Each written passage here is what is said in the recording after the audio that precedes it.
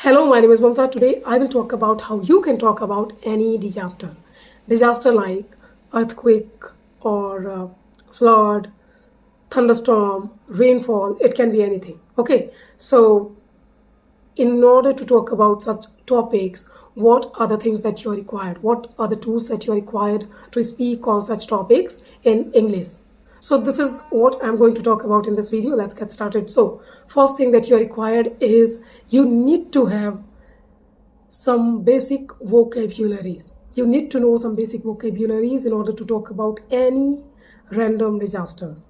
For example, flood is something that all the time comes. Flood comes all the time in our country, in India.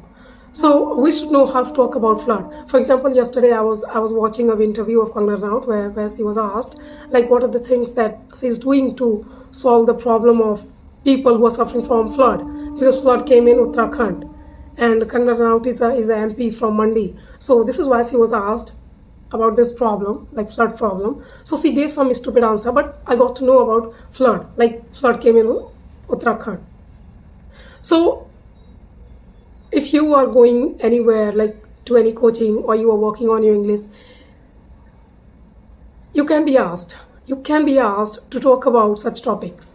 Okay, so you need to have some vocabulary, some basic vocabularies of disasters, okay, to talk about any disaster. For example, how many people have died in flood or anything, how many people have suffered, how many people have injured, okay, what was the severity level of that flood, like how severe was that flood, okay, how many people have died. You need to have some basic vocabularies to talk about any disaster. Second thing that you need to work on is your grammar. You need to work on your grammar, because if you are speaking on any disaster to your friend or anyone, nobody will come to you or tell you that you are making some grammatical mistake, but it is you who knows. It is like you know that you are making some mistakes, some grammatical mistakes in your head, you know that. So you will feel stuck. So to if you really wanna abstain yourself from this problem, if you really do not want to think all the time about this, how many mistakes you are making, you need to have a strong command over grammar.